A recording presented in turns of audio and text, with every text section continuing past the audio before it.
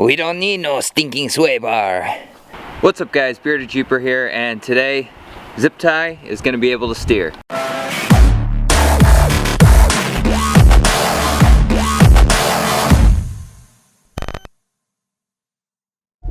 Alright guys, so I'm really grateful to have this track bar.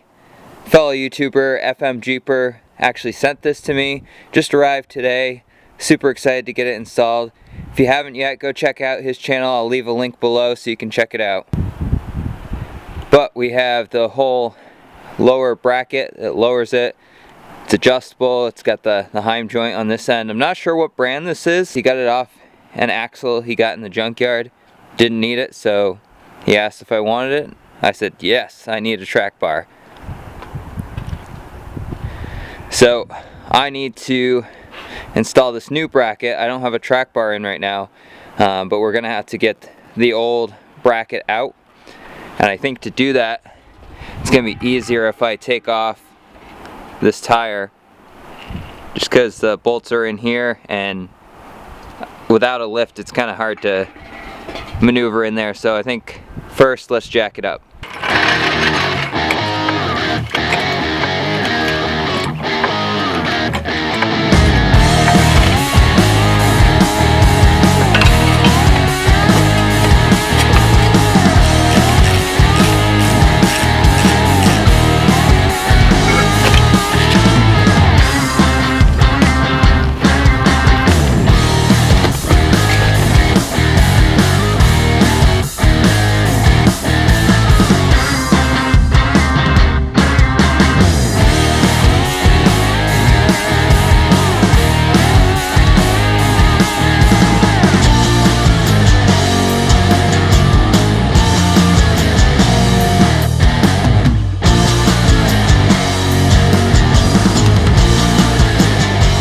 Alright, so I got the old track bar bracket off, and it's a good thing I did because there's a castle nut stuck in here.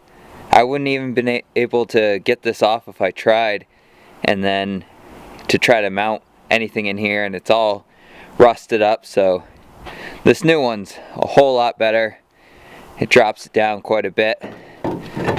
Before I do go ahead and install this new track bar, I am going to clean up these bolts a little. These bolts got quite a bit of rust on them and they're coming out a little hard. I mean, there is a little Loctite on them. I'll go back through and put Loctite on them before I actually drive this Jeep anywhere, but I just want to be able to turn it now. So let's get these bolts cleaned up and get this new track bar in.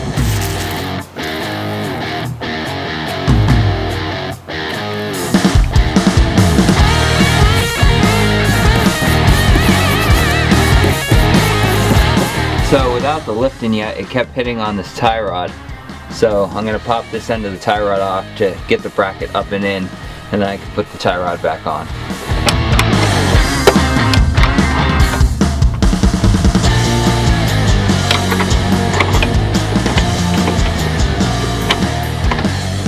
So I'm going to pick up for today. It's getting dark and cold out. I got these two bolts up here, and I got both the ones down bottom. I got the back one tight, and then the front one, the top nut thing that it threads into, the bolt threads into, snapped. So I got to get a wrench up there and hold that so I can tighten it up the rest of the way. I'm gonna mess with that tomorrow just because it's getting dark and cold out. So yesterday I was trying to tighten these two bottom bolts up here, this one here and the back one here. The back one I got tight, but this top one, I don't know if you can see that, but it's like a welded on nut up top, and it just came loose. It just snapped off its weld. So I'm thinking I can probably get a wrench up top here and tighten it up. Alright, so I ended up taking the nut and bolt off. This is the nut that's on top that the weld just kind of gave way, and this bolt isn't going through this nut very well. It's kind of chewed up on the inside. So I'm gonna see if I have another nut and bolt that's around the same size to just put up there and securely fasten it without having to mess around with this anymore, because I'm just gonna strip something or more or break something. So I think I just gotta replace this. So what we got here, brand new bolt, Got a washer and a lock washer, and then I have this old nut, and it threads on really nicely, and we should be able to get this side all buttoned up. Alright, so the sway bar kept getting in the way, so I had to remove it. We don't need no stinking sway bar. But that's off. And under here, we got this bracket all bolted up. The new bolts up there nice and tight, so that worked out surprisingly really well. Now we just have to fight to get this side in.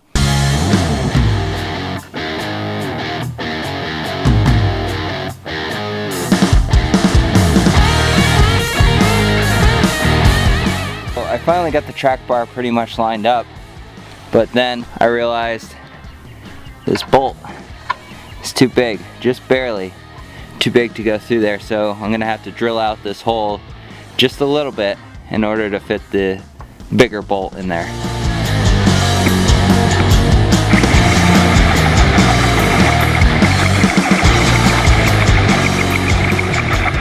Alright, so I got the new track bar installed.